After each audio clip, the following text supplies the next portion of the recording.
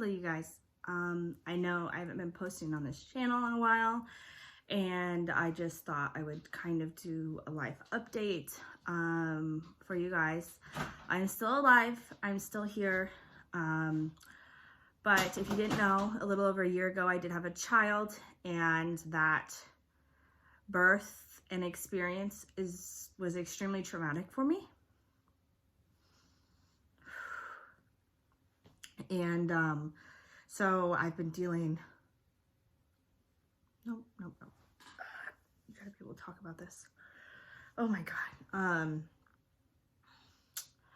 I have been dealing with a little underlined PPD and PPA. If you don't know, it's postpartum depression and postpartum anxiety. It can come on a lot of different ways, and it's a lot more than just the baby blues. After my birth, I thought that everything was kind of done and over with. You know, she was healthy. You know, yes, was it traumatic? I mean, I had support. I still have support. You know, and I thought everything was going to be okay from now on. That has not turned out to be correct. If you didn't know, and I don't know, I've talked about this on my TikTok. If you go follow me, I do post daily on there.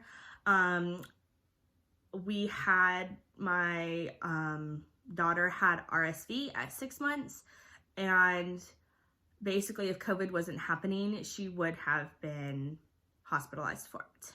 Her O2s set at the 94 level, which is a level that you could be hospitalized at, but it's not considered extremely dangerous. We were like that for over 7 days. We were told that we basically had to wait it out, and after day 5 is the worst, and day 6 they usually start to get better, or they usually start to get worse. On day 6, my daughter started getting worse. She started having retractions, which is when a baby, it's really the only sign other than O2 stats that a baby is, or a toddler, or really anybody, starts to have trouble breathing. She started having retractions. We took her up to the ER, and they basically said there was nothing that they could do for her, because she basically wasn't bad enough. I also had RSV at this time, and so did my oldest, and so then it was kind of chaotic. We ended up having to go back to her pediatrician, and we got, which I don't know why the hospital didn't do this, we got breathing treatments, and we got an inhaler, and that ended up being a very positive thing for her. So they think she probably has asthma. I have asthma as well, so that's not a far fetch. We basically just have a permanent inhaler prescription for her. So knowing that anything respiratory is basically going to hurt her a lot more than normal people. My son was basically fine at day 6, and it took her 8+ days with extra treatment to get better. So that happened, and that brought on my anxiety even worse.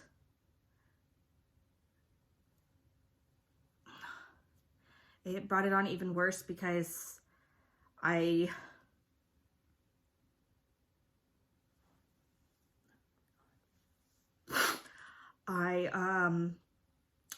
was afraid to have to see her hooked up to all the machines and everything again, and not being able to hold her and not being able to nurse her. And I was really scared. I knew it was the best thing for her, but I was really scared. So we got over that after, I mean, it was a long 8 to 9 days. It was a really long 8 to 9 days. So that happened. And then, a month later, or well, like 6 weeks later, she had her first set of eggs, she was like 10 months old. It was Thanksgiving. I do remember that. She had her first dose of eggs and started having an allergic reaction to them. It wasn't severe enough to have to go to the hospital, but we did have to medicate her with Benadryl and watch her really, really closely. We weren't able to get in anywhere like an urgent care because it was Thanksgiving, and I was not going to take her up to the hospital because all I knew they were going to do is give her Benadryl and watch her. So Thanksgiving basically was just making sure she was breathing and she didn't start to swell. So we talked to our pediatrician about that, and they sent us to an allergist. We finally got into an allergist, and she is severely allergic to eggs and pretty much every kind of tree nut.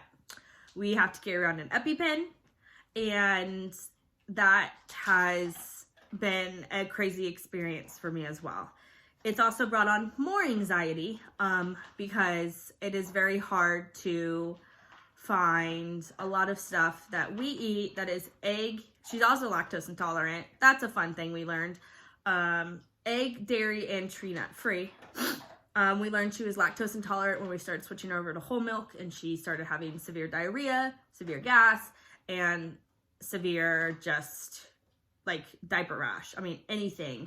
It was awful. Once we were able to get that out of her system, which took about 2 weeks, we were able to get her on lactose free milk, and once all the dairy was out of her system, which takes about 2 weeks, it was a night and day difference. So that was a crazy 2 weeks. Well, it was probably more like 2.5 to 3 weeks. I don't eat a lot of dairy myself, usually only cheese, and usually only like on stuff. So when she was nursing on me, instead of getting whole milk, she was getting a little bit of dairy, but not like a full stint of dairy. So we learned that. So that is something we have to watch as well, especially with a lot of non-dairy milks are made from things like almonds, coconut, all this other stuff that she can't have, or it's made in the same factory. Like Silk is made all in the same factory. So she cannot have that brand at all. So that was crazy. That has brought on my anxiety even more, because if she has interaction with dairy, then she's basically going to be miserable for 2 weeks. So that has brought on my anxiety even more. And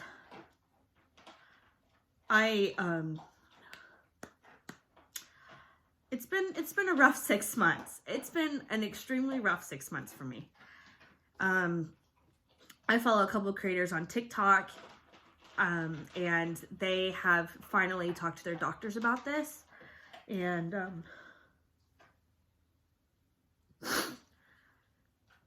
they have diagnosed them with either postpartum anxiety or postpartum depression. And one of the followers, or one of the creators, had an exactly perfect description of what this was and what she felt and afterwards. I don't know why I'm crying. She talked about how in her brain, it feels like there's 13 tabs open and 8 of them are playing sound that she needs to listen to. And she couldn't sleep because of this and all this other jazz. So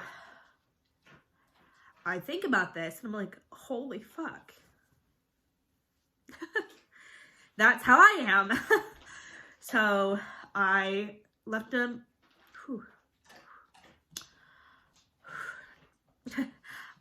message for my doctor, and he called me while I was in the bathroom, so I wasn't able to answer. So I got to call him back after this. But yeah. I am able to medicate with other things that are medically legal in my state, and I have my medical license for. It helps a lot. But it's not something I can do around my kids. I cannot smoke around my kids. I can take edibles around my kids, but edibles are expensive, and yeah, they're way too expensive for me to medicate like that all day, every day. So,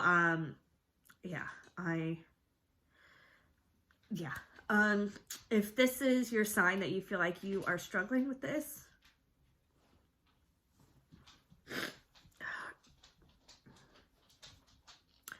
don't struggle as long as I did.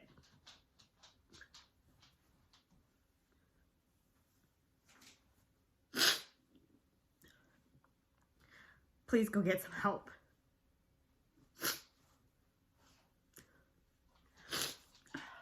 I know whiskey. I think the pandemic has brought this on a lot. Staying at home, whisk. I know you're trying to help. Staying at home has brought this on. Just everything. I am deathly terrified of my child getting COVID now that I know what RSV did to her. And the whole family had RSV. My mom had it, I had it, my husband didn't get it for some stupid reason. My mother-in-law got it, and all three of them have had COVID. My sister had it before getting vaccinated, before vaccine was available, and after, and she said that RSV was 10 times worse. But I'm afraid that with Riley and how young she is, that she won't be able to tell us something is wrong until it's really bad. Just like with animals, just because of her age, and she can't talk. And so I don't take her out anywhere. I'm scared to take her anywhere. My oldest needs more social interaction, and I can't give him that because I'm afraid to take my youngest out anywhere. If my oldest, who is 3, he can't get vaccinated either, were to get it, I think he would be okay. RSV did hit him a little hard, but not as hard as her. We just kind of propped him up and drugged him out to sleep, and he did really well.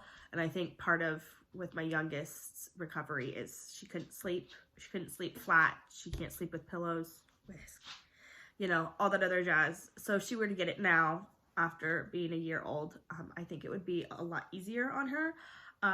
But I am deathly afraid of either of them getting COVID because they can't be vaccinated.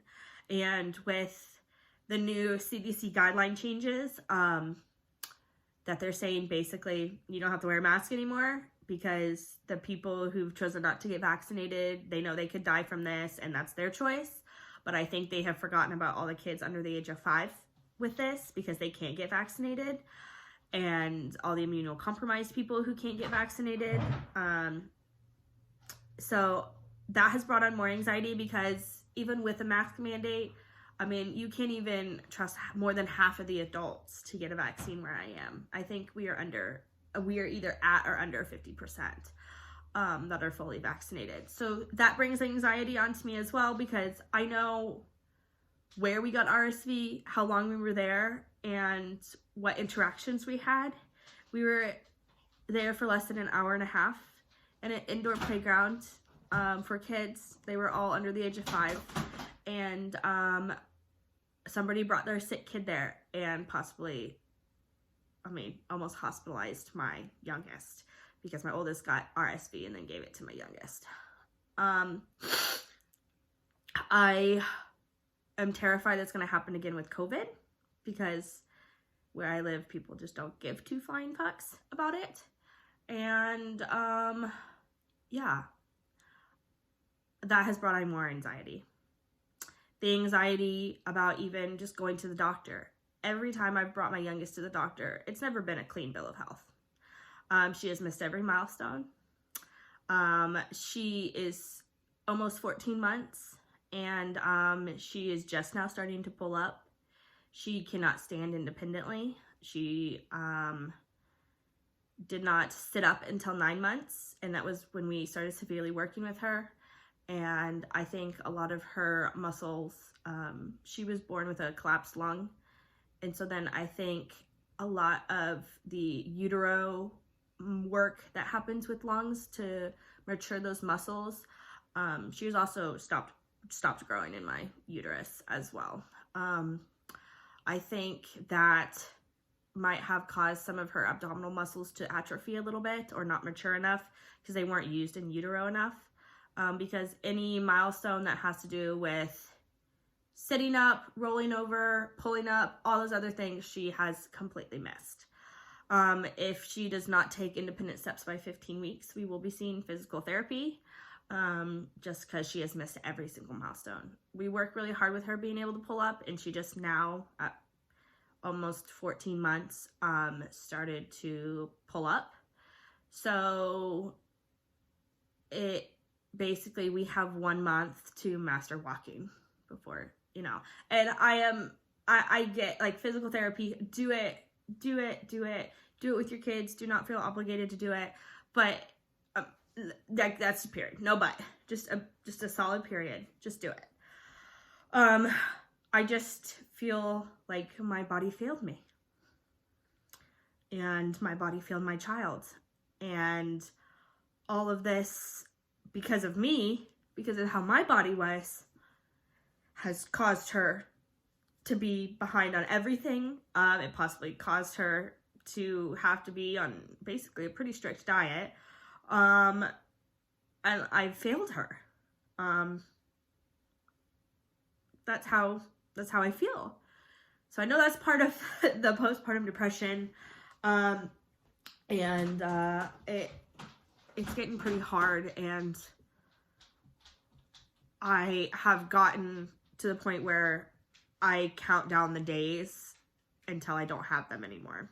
That there's so much to do with both of them, and there's a laundry list of stuff to do with both of them, that I can't even do any of it. So yeah, that's why I haven't been posting on here. It's been pretty bad. I post on TikTok for fun, and I do that kind of as a coping mechanism. So yeah, I just don't know. I don't know how to fit YouTube back into my life. I really did enjoy making videos and doing all that for you. And maybe, hopefully, after this, I can do that for you, even if I don't go out and coupon, because I have 2 kids, and there is no way that I can do that. That I could at least make deals and videos for you guys. But yeah, I'm still here. I'm still alive. I've been struggling mentally really bad these last probably year, and just a lot of other things. Her birth was pretty traumatic. I personally thought she was dead when they wheeled her out of that room when she was not breathing. I basically laid on that table, not being able to touch my child. I got to touch her once when she was born, and then she was wheeled away. I didn't get to hold her until the next day, and I didn't get to nurse her until a day after that. I would do it all again for another child, to be honest. I mean, I'm not having any more children, but it was a lot. So I know I need to give myself some slack. Like, our house is filthy. I have a pile of laundry I need to do. I need to give myself some slack, but it's really hard. It's really hard. And yeah, I don't know. I know, and I'm doing this video for you guys as well as for myself to be able to talk about this, but I just, yeah. If you've been feeling like this, if you feel like you just, you know, you can't wait to get away from your kids, motherhood should not be a punishment. And sometimes it feels like that. It shouldn't be a punishment. You should be able to enjoy being a mom. And with all of this, I can't enjoy the little things, because I have to think about, in the back of my mind, oh, what time is that? I have to wake her up from her nap, you know, oh, blah, blah, blah, blah, blah, oh, blah, blah, blah, blah, blah, oh, blah, blah, you know, it's hard, and I can't be in the moment anymore. So yeah, if you guys have ever felt like that, please, please, please talk to your primary, talk to your OBGYN, talk to a doctor about it, and get the help that you need, because I probably should have done this about 6 months ago, and it's just been slowly festering and festering, and it's getting pretty bad. So anyways, I have been rambling at you guys for about 20 minutes here. I probably need to get off and do something because this house is a fucking mess.